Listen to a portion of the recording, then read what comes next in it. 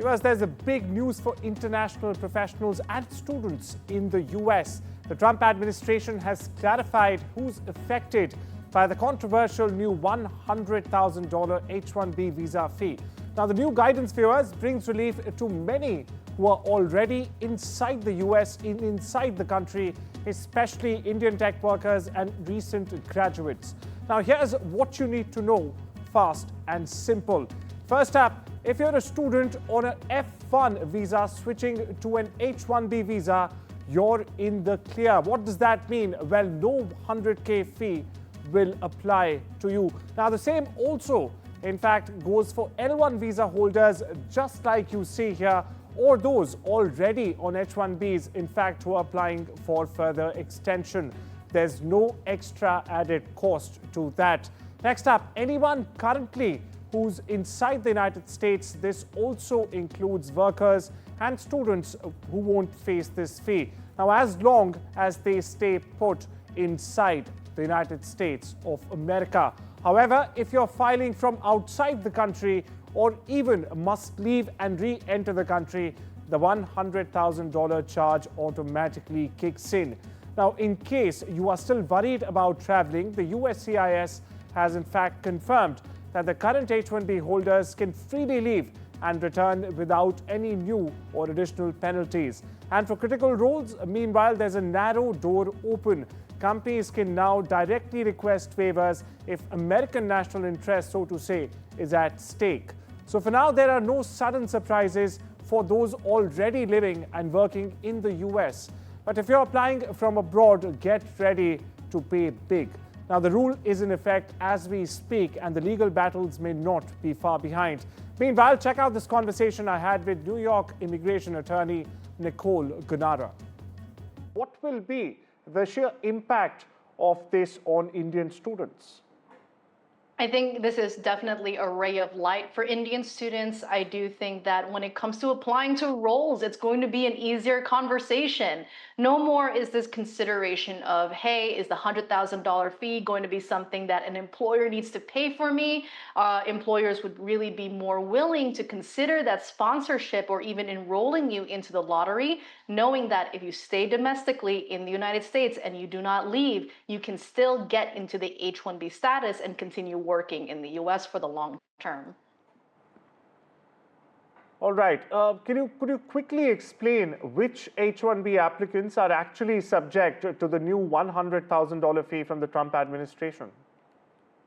It would be individuals who are outside of the United States. So take, for example, if you are currently in India and you have been enrolled in the H-1B lottery and you won, and your company filed the H-1B application for consular notification, meaning that you're going to activate your H-1B by going to the US consulate and then travel to the United States, that's where the $100,000 fee does kick in. So if you're not domestic in the US and you're not changing into or filing for an extension or amending into the H-1B, then you would be counted against this and you would need to pay the $100,000 fee.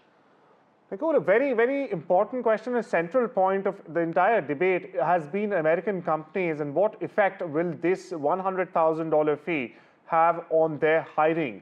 So does this change the semantics a bit or do they remain same? I do believe it does change the semantics a bit. Even since this news came out a few hours ago, we've had a lot of corporate clients of ours actually start the green light in terms of moving forward with their H-1B applicants and individuals who were in that talent pipeline that did need sponsorship. So I do think that this does show a shift moving forward in terms of how companies will be treating the H-1B, considering that it seems that it's only a limited number of individuals who are truly impacted by this visa levy. Last, about maintaining Israel-Hamas ceasefire, President Donald Trump said US will give the situation a little chance in his words in hopes that there will be less violence in the war-besieged enclave. Now, Israeli forces, meanwhile, on Sunday killed dozens in strikes in Gaza after it accused Hamas militants of killing 2 IDF soldiers. Trump, meanwhile, has said Hamas must behave or face the consequences. They have to be good, and if they're not good, they'll be eradicated, he said. Listen in.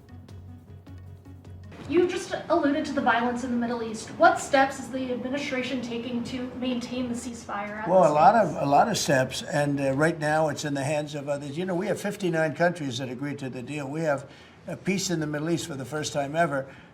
We made a deal with Hamas that, you know, they're going to be very good, they're going to behave, they're going to be nice, and if they're not, we're going to go and we're going to eradicate them if we have to. They'll be eradicated, and they know that. We're shifting our focus to the Middle East, where Palestinians in Khan Yunis and across the Gaza Strip, in fact, waited anxiously on Monday as two of US President Donald Trump's envoys traveled to Israel to shore up tenuous ceasefire in Gaza.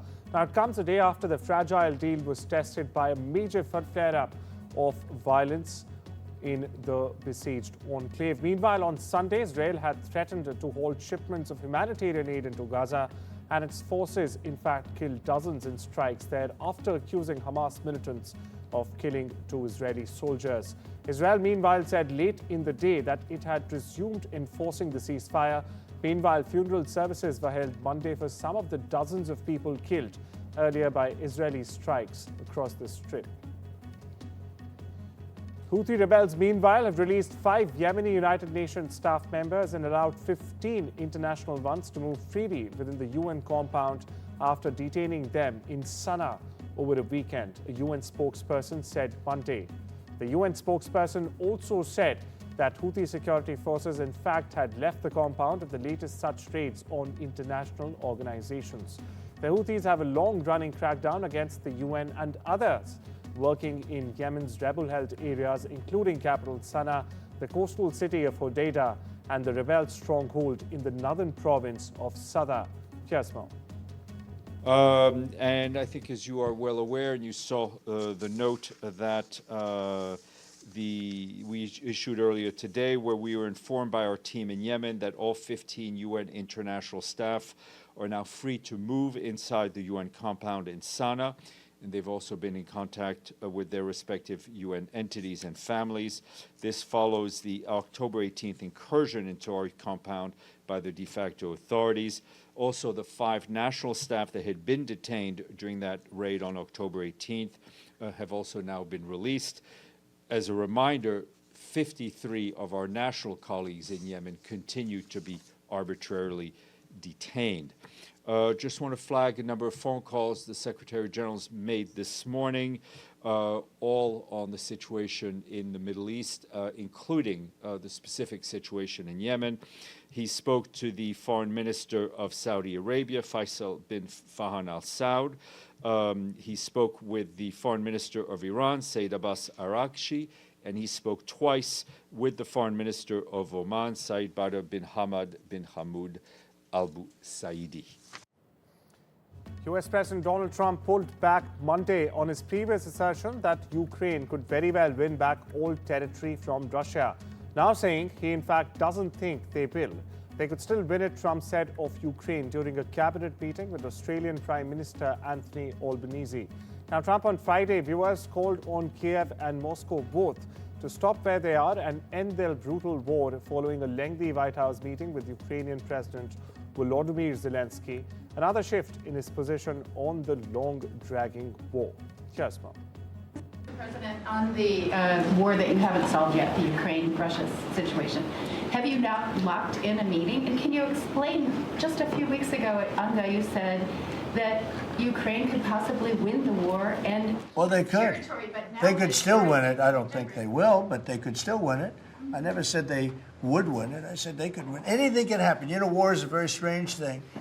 A lot of bad things happen, a lot of good things happen. If you look at the Middle East, I would say prior to us hitting Iran so hard, we could have never made that deal because you would have had a dark cloud over the Middle East.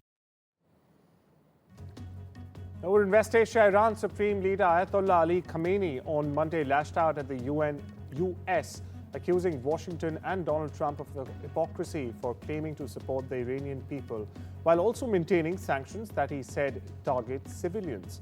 Now, in a meeting with a group of young people, athletes and medalists, Khamenei defended Iran's missile and nuclear programs and said the country, in fact, would never yield to pressure or even enter negotiations dictated by force. By force, he meant the US or Washington. Meanwhile, Iran's top leader said that the nation's domestically built missiles made by the hands of Iranian youth had penetrated deep into Israeli territory and destroyed sensitive research centers during the 12-day war earlier this year. Now, that's a conflict which saw heavy Israeli airstrikes, by the way, and Iranian retaliatory missile fire. Here's Khamenei for you. میگه من اهل معامله‌ام، میخوام معامله کنم، با ایران معامله کنیم. معامله ای که با زورگویی نتیجه او از پیش معلوم باشه معامله نیست، تحمیله و ملت ایران زیر بار تحمیل نخواهد رفت. ملت ایران زیر بار تحمیل نمیره. یه اسمش معامله نیست. بنشینیم صحبت کنیم و نتیجه این بشود مشخص میکنه. این زورگویی است. ایران رو نمیشه مثل بعضی از کشورهای دیگه با این زورگویی ها تحت تاثیر قرار داد. Sanae Takaichi has won an historic vote to become Japan's first female prime minister ever. Now, Takaichi replaces Shigeru Ishiba, ending a 3-month political vacuum and wrangling or jostling since the Liberal Democratic Party's disastrous election loss in July this year.